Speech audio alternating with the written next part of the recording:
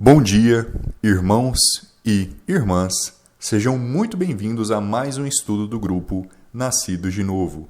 Nesse momento, vamos então finalizar o estudo acerca dos princípios da doutrina de Cristo. Já aprendemos aqui acerca da fé, acerca do arrependimento das obras mortas. Já aprendemos também acerca da doutrina de batismos. Aprendemos sobre a imposição de mãos e também sobre a ressurreição dos mortos. O último assunto que falta é o juízo eterno. E quando estamos falando de juízo eterno, tem dois locais que chamam bastante a atenção. O primeiro é o céu, o paraíso, um local de paz e descanso. E o outro é o inferno e também um lago de fogo, locais de tristeza, de dor e ranger de dentes. Quando aprendemos acerca do céu, conseguimos entender um pouco acerca do inferno, porque é como se um fosse o contrário do outro em muitas formas e em muitas maneiras. E, tendo em vista a quantidade de versículos e informações que a Bíblia fala acerca de ambos os locais, eu decidi fazer estudos separados. Primeiro vamos aprender acerca do céu e depois acerca do inferno. Tendo isso em mente, vamos então começar a leitura para o nosso estudo. Céus dos céus, paz e descanso. A Bíblia diz em Filipenses capítulo 3, versículo 20: Mas a nossa cidadania está nos céus, de onde também esperamos o Salvador, o Senhor Jesus Cristo, que transformará o nosso corpo vil para ser conforme o seu corpo glorioso, de acordo com o trabalho pelo qual Ele é capaz de submeter todas as coisas para si mesmo. Então, essa passagem aqui em Filipenses não somente retoma aquela questão acerca da ressurreição que já estudamos, nosso corpo viu sendo transformado para ser conforme o seu corpo, o corpo de Cristo glorioso, mas também conseguimos aprender que a nossa cidadania está nos céus. Nós, como cristãos, nós, como salvos, nós, como nascidos de novo, temos a nossa cidadania, o nosso pertencimento, a nossa nacionalidade como nos céus dos céus. Portanto, somos estrangeiros e peregrinos aqui na terra. Tendo em vista isso, tendo em mente o nosso pertencimento, nada mais justo do que estarmos com a mente fresca acerca das informações que a Bíblia nos informa sobre este local. Então, dando continuidade aqui, em 2 Coríntios capítulo 12, a Bíblia diz: Conheço um homem em Cristo que há 14 anos, se no corpo eu não posso dizer, ou se fora do corpo, ou seja, no espírito, eu não posso dizer, Deus o sabe, o tal foi arrebatado ao terceiro céu. E sei que o tal homem, se no corpo, se fora do corpo, eu não posso dizer, Deus o sabe, foi arrebatado ao paraíso. Vejamos como que o terceiro céu é chamado de paraíso.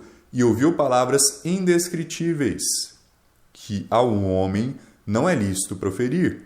Do tal me gloriarei, mas de mim mesmo não me gloriarei, senão nas minhas fraquezas. Essa passagem aqui é bem interessante quando buscamos aprender acerca, inclusive, da localização, da contextualização do céu. A Bíblia, em Gênesis capítulo 1, fala quando Deus criou o firmamento, quando Deus criou o céu e a terra.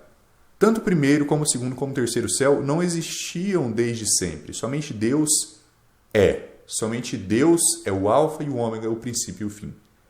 Inclusive, o paraíso também teve um momento no qual ele foi criado. E vai ter um momento onde ele vai deixar de existir também. A Bíblia fala acerca de um novo céu e uma nova terra. Temas que estudaremos no futuro. Então, tendo em mente a nossa situação atual, o primeiro céu ele pode ser identificado como a atmosfera, como um local onde as nuvens estão presentes, a atmosfera aqui da Terra. O local onde as aves, os pássaros, voam livremente no firmamento aberto da Terra. O segundo céu está associado com o vazio, está associado com o que hoje em dia nós chamamos de espaço. o local onde o Sol está situado, onde a Lua está presente, onde as estrelas, as constelações estão localizadas. Porém, o terceiro céu, esse de fato é o paraíso. Esse de fato é o local onde o trono de Deus se encontra. E esse é um local onde, diferente do segundo céu, onde o homem já conseguiu alcançar através de espaçonaves, através de foguetes, a gente consegue enviar robôs e equipamentos para Marte, para a Lua, nenhum homem consegue fisicamente alcançar o terceiro céu. A única maneira é através do novo nascimento, é através da fé, e a fé vem por ouvir, e ouvir da palavra de Deus. Então, tendo em mente acerca dessa diferença do primeiro, do segundo e do terceiro céu, vamos iniciar a nossa leitura em Apocalipse capítulo 4, onde nós vamos ter visões que João teve quando ele foi arrebatado para o céu. Essa descrição aqui de Paulo, desse homem que ele conhece, muitas pessoas interpretam como sendo Paulo falando em terceira pessoa, dele mesmo. Então, esse homem que ele conheceria, que ele diz que do tal se gloriaria, é ele mesmo. Paulo está falando dele mesmo. Mas o problema com essa interpretação é que ele diz, do tal me gloriarei, mas de mim mesmo não me gloriarei. Essa frase não faria nenhum sentido se fosse Paulo falando dele mesmo. Seria extremamente contraditória essa interpretação. Porém, se estudarmos o livro de Apocalipse, vamos ver que não somente João tem várias visões dentro do céu, mas que ele também ouve coisas que não foi permitido que ele escrevesse no livro. Ou seja, a gente tem até uma explicação para essas palavras indescritíveis que ao homem não é lícito proferir. Tendo isso em mente, vamos continuar o estudo acerca de Apocalipse, capítulo 4. Depois disso eu olhei, e eis que uma porta estava aberta no céu. E a primeira voz que eu ouvi era como se fosse de uma trombeta falando comigo, que disse, sobe aqui e te mostrarei as coisas que devem acontecer. E imediatamente eu estava no Espírito, e eis que um trono estava posto no céu, e um assentado no trono.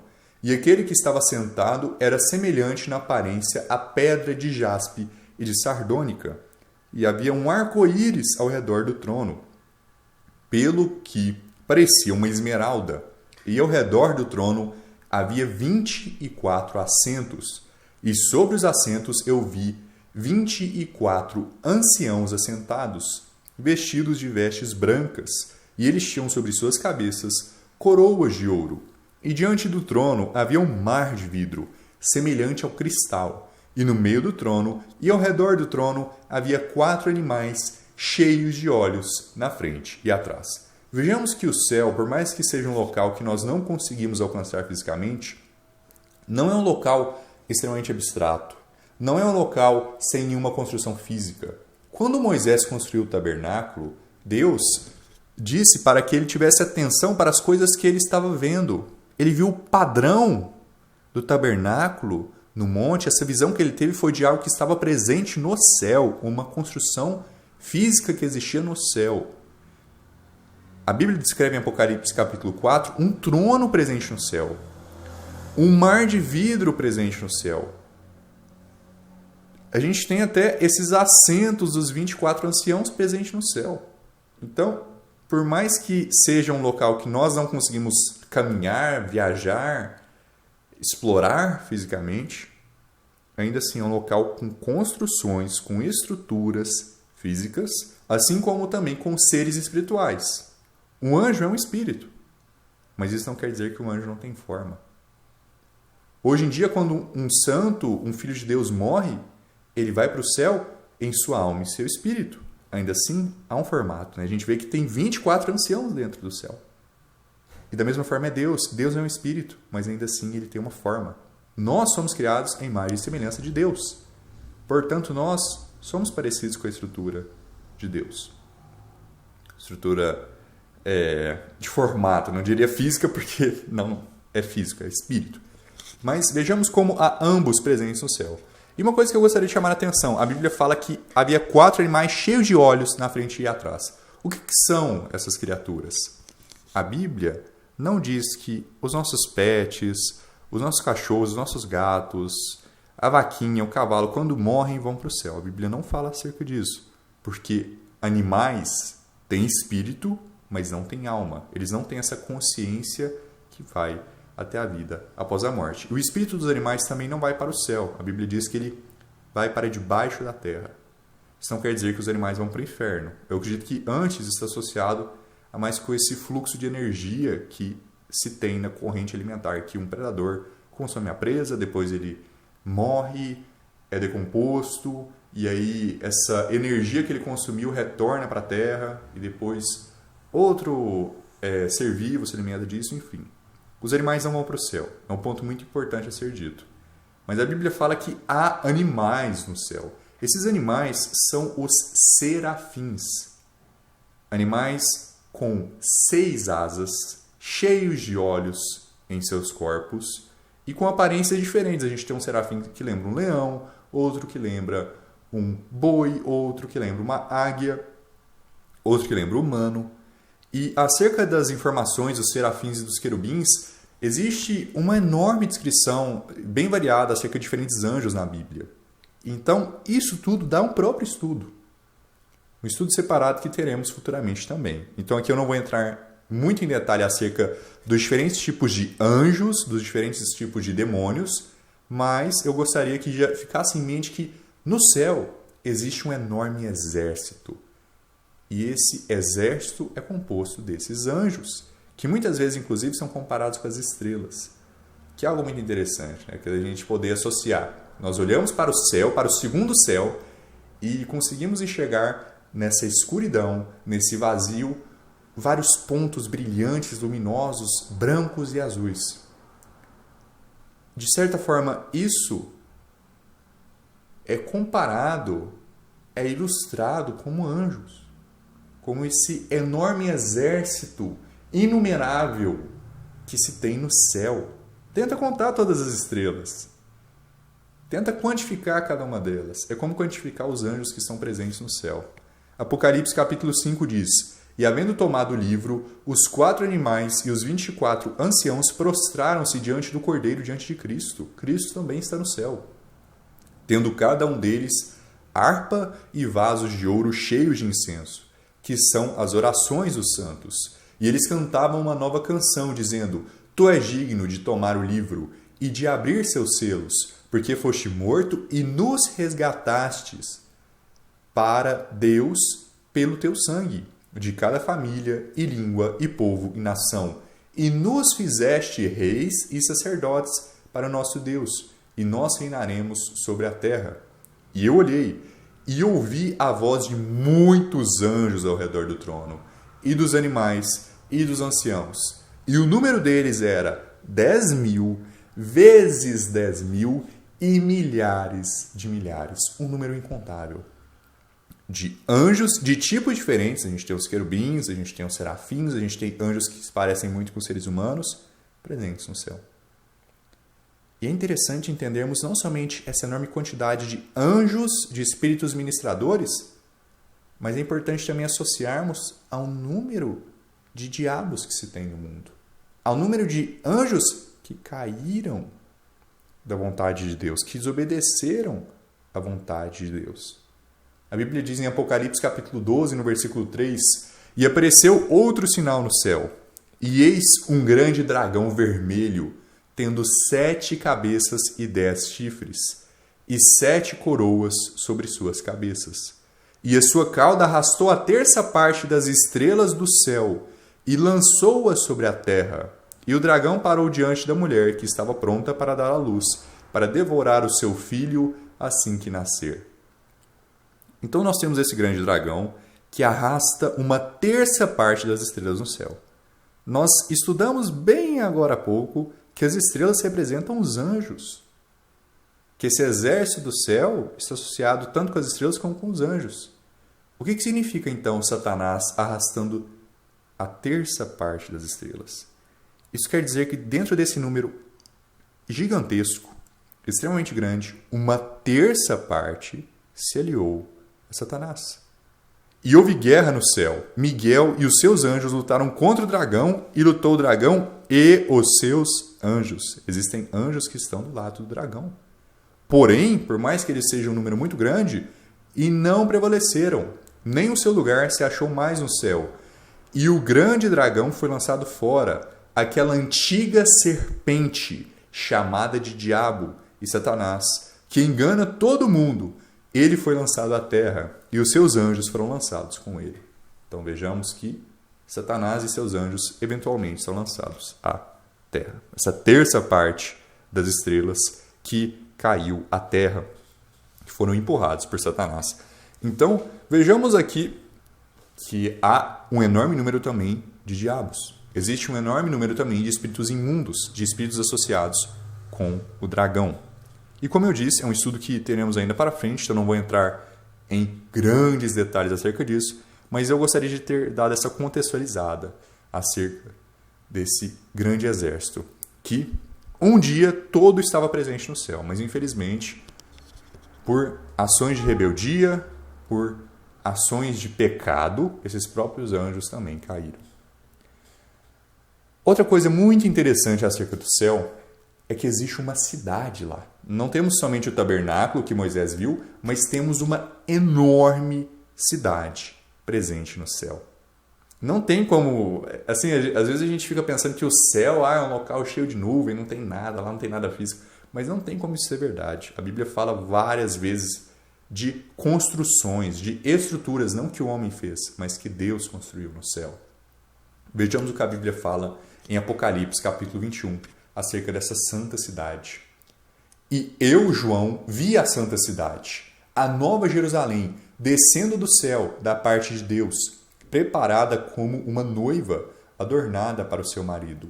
E eu ouvi uma grande voz do céu dizendo: Eis que o tabernáculo de Deus está com os homens, e ele habitará com eles, e eles serão o seu povo, e o próprio Deus estará com eles, e será o seu Deus.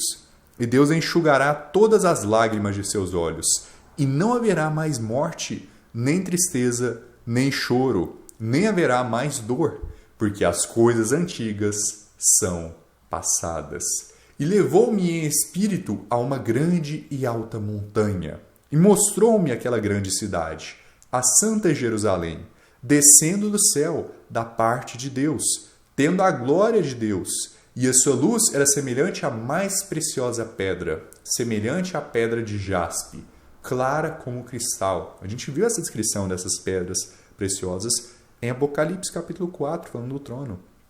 E tinha um muro grande e alto, e tinha 12 portões, e nos portões 12 anjos, e nomes inscritos sobre eles, que são os nomes das 12 tribos dos filhos de Israel.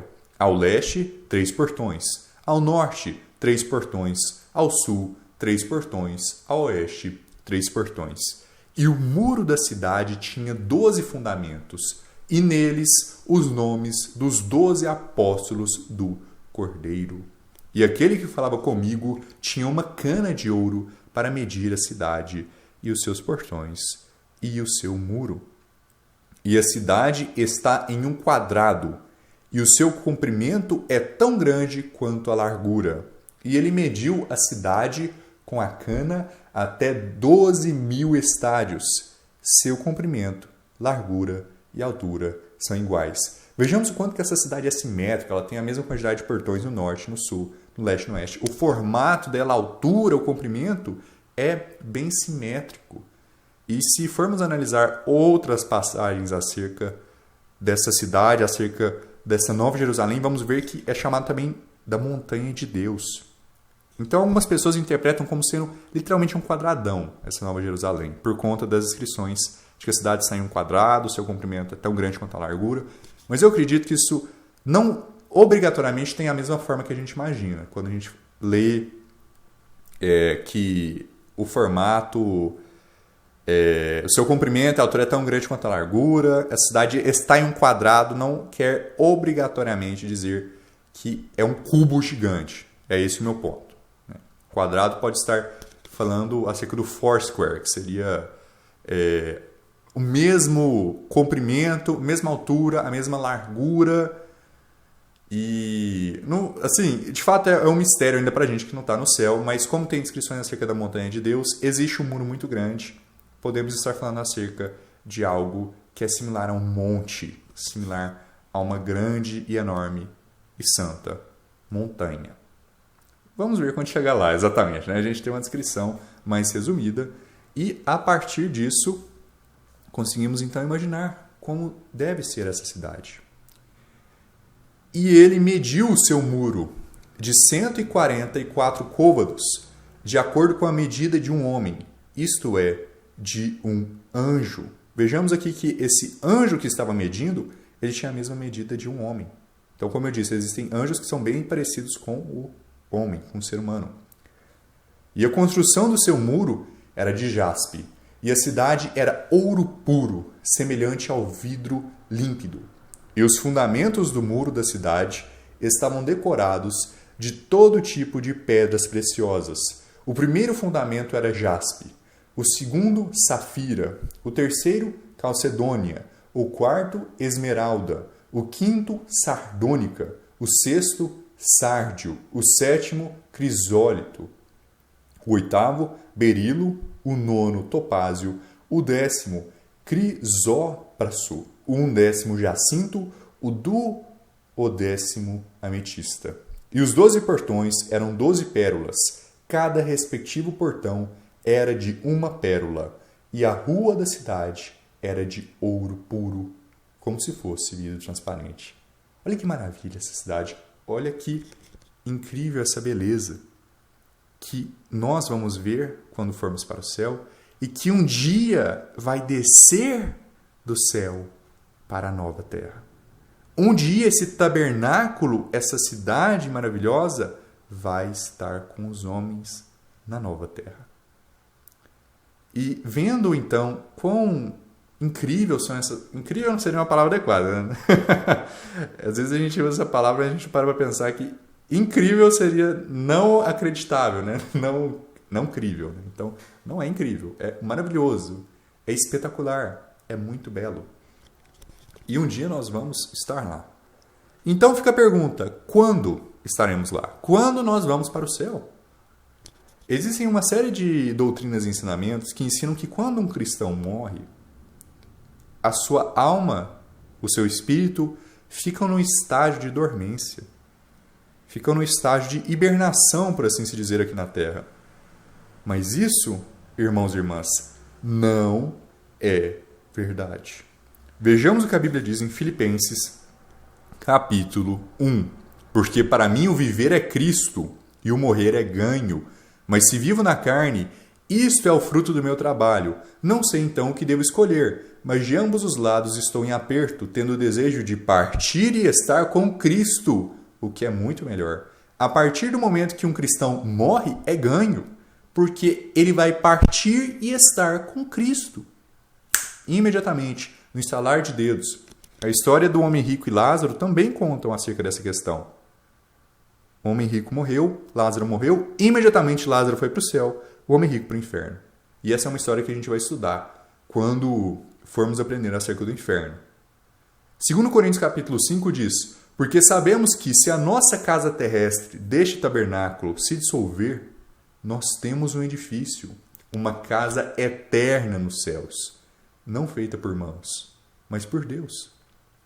Pois nisto gememos ardentemente, desejando ser revestidos da nossa casa, que é do céu.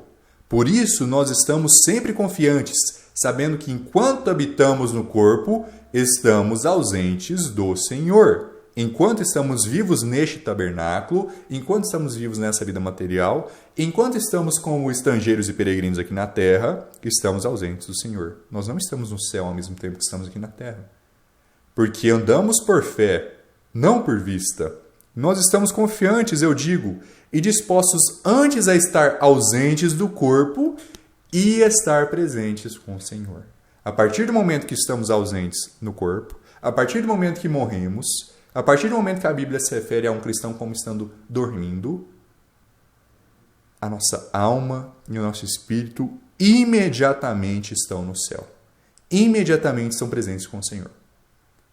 No estalar de dedos. Na hora. Então, quando nós vamos para o céu, ou quando nós morrermos, e nenhum homem sabe qual será o seu dia e hora, ou quando Cristo voltar para o arrebatamento. Que aí nós vamos receber o nosso novo corpo, nós vamos então deixar de lado esse tabernáculo que é falho, que se dissolve, e receber esse edifício, essa casa eterna, que Cristo preparou para nós. Jesus diz que na casa de seu Pai há muitas mansões. E Ele nos preparará um local. Então eu acredito que essa passagem pode estar tanto se referindo ao nosso corpo glorificado, como também ao fato que no céu existe literalmente uma cidade, uma nova Jerusalém. E outra coisa que eu gostaria de chamar a atenção aqui, especialmente com essas ilustrações, é que vejamos que tanto acerca da glória dos minerais, das pedras preciosas que são mencionadas na Nova Jerusalém, que são mencionadas presentes no trono de Deus, assim como no estudo anterior, que nós vimos que a glória das estrelas, a glória dos outros planetas, as coisas que não são terrestres, que não são do mundo, estão associados com o reino de Deus, estão associados com o novo corpo, estão associados com as coisas presentes no terceiro céu. Até os próprios anjos que são comparados com as estrelas. Então, se existe algo que nós desejamos olhar e, de certa forma, ter uma prévia, é claro que uma prévia é bem curta, nada se compara com o que está presente no céu. Olho não viu, nem ouvido ouviu as coisas maravilhosas que Deus preparou para aqueles que o ama. É importante entendermos que por mais que nós não vamos nunca nessa vida compreender 100% acerca da maravilha que Deus preparou para nós, ainda assim nós conseguimos ter uma ideia acerca das descrições que a Bíblia nos dá desse local. É possível ter uma noção do que tem no céu, por mais curta que essa noção seja. E eu acredito que seja aprendendo um pouco sobre rochas, sobre diferentes tipos de minerais, sobre as cores, né? A Bíblia menciona aqui um número enorme de pedras preciosas: jaspe, safira, calcedônia, esmeralda, sardônica, sárdio, e também menciona acerca dessas glórias das estrelas. Então, tanto olhando para o universo, tanto, de certa forma, pesquisando nessas fotos que os telescópios tiram, como também nas rochas e minerais presentes aqui na Terra, nós conseguimos ter um pequeno aroma das belezas que vamos ver no céu. E, para encerrarmos, eu gostaria, então, de finalizar com esse último tópico. Como vai ser a sensação de estar no céu? Nós vamos poder nos alimentar lá no céu? Nós vamos sentir algum tipo de fome, já que por bastante tempo a nossa alma e o nosso espírito vão estar lá e o nosso corpo não? E outra coisa, nós conseguimos no céu ter uma noção do que está acontecendo na Terra? E ainda outra, nós sabemos quem nós somos, quem nós éramos quando vamos para o céu? Eu acredito que a Bíblia responde todas essas perguntas. Especialmente as duas primeiras, né? Se a gente tem uma noção do que está acontecendo na Terra e se a gente pode se alimentar ou se a gente passa fome no céu. A fome no sentido, eu digo que vai ser um desejo a gente se alimentar, ou vai ser algo que a gente nem vai estar considerando, não que a gente vai passar necessidade no céu, é o paraíso. Apocalipse capítulo 7 diz: Por isso eles estão diante do trono de Deus e o servem dia e noite em seu templo. E aquele que está sentado no trono habitará entre eles. Eles não terão mais fome, nem terão sede, nem arderá o sol sobre eles, nem qualquer calor. Porque o Cordeiro que está no meio do trono os alimentará e os levará às fontes de águas vivas, e Deus enxugará todas as lágrimas de seus olhos. Nós vamos nos alimentar. O homem não vive somente do pão, mas de toda palavra que provém da boca de Deus.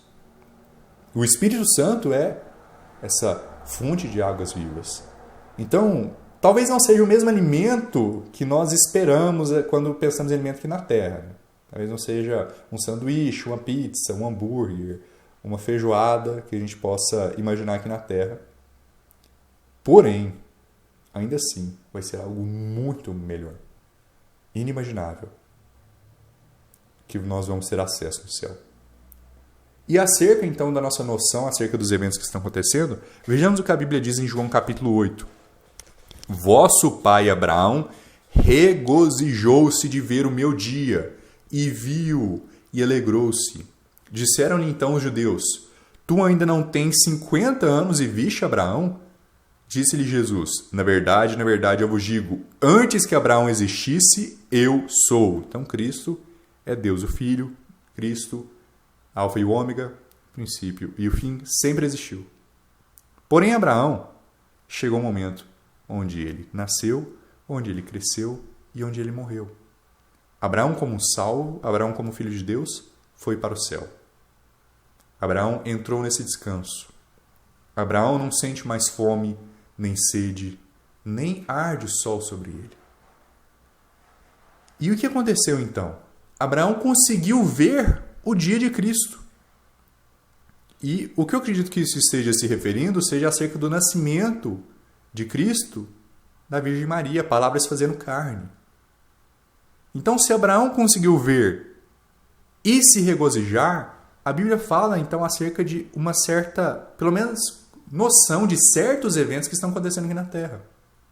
Não é à toa que a Bíblia diz em Hebreus capítulo 12, depois de um capítulo 11, falar acerca de Moisés, acerca de Sansão, acerca de Jeftá, acerca dos profetas, acerca de vários homens de Deus. A Bíblia diz, no capítulo 12, no versículo 1, portanto, visto que nós também estamos rodeados de uma tão grande nuvem de testemunhas.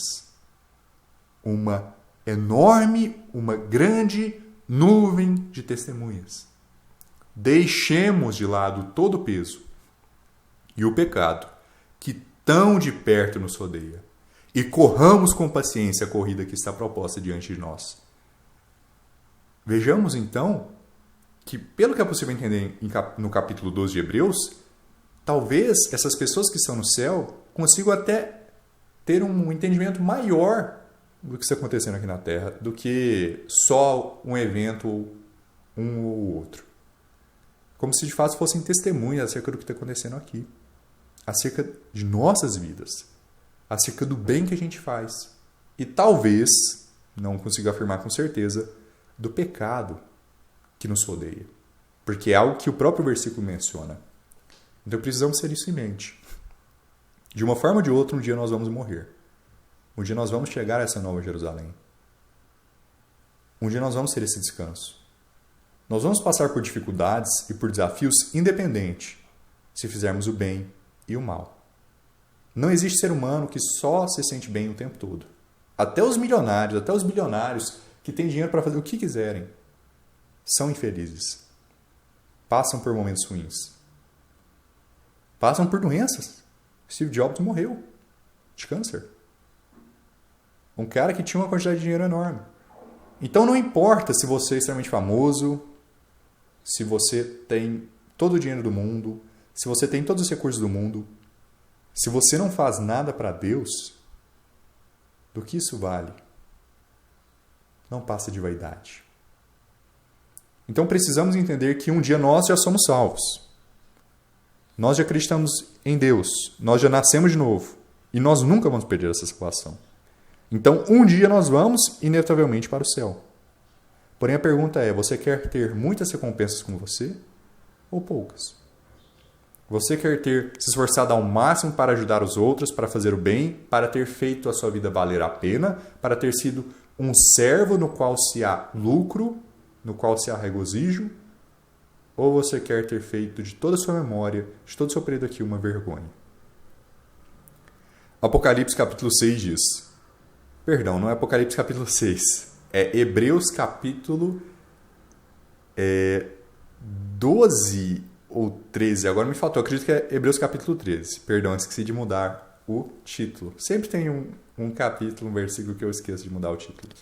Mas chegastes ao monte Sião e à cidade do Deus vivo, a Jerusalém celestial e a uma companhia incontável de anjos, a igreja e a assembleia geral dos primogênitos que estão inscritos no céu, e a Deus, o juiz de todos, e aos espíritos dos homens justos aperfeiçoados, e a Jesus, o mediador de um novo pacto, e ao sangue da aspersão, que comunica algo melhor do que aquele de Abel. nós chegamos ao Monte Sião, a montanha de Deus, a cidade do Deus vivo, a essa Jerusalém celestial, a esse número inimaginável, de tão grande que são a quantidade de anjos. Essa Assembleia Geral dos Primogênitos, que eu acredito que estão compostos de todas aquelas pessoas que foram para o céu, desde Adão e Eva até os dias de hoje. Daquelas pessoas que estão inscritas no céu. Tendo isso em mente, irmãos e irmãs, vamos refletir e considerar o quanto de nossa vida que temos dedicado a fazer o bem, a ler a Bíblia, a ir à igreja, a estar em comunhão com Deus, a fazer o certo, a caminhar justamente. Porque um dia o nosso tempo aqui na Terra, a nossa peregrinação vai acabar. E nós não vamos ter uma segunda chance para retornar aqui de novo. Para fazer mais obras para Deus. Para consertar os erros que fizemos por conta de nosso pecado. Consideremos bem, então, o que estamos fazendo.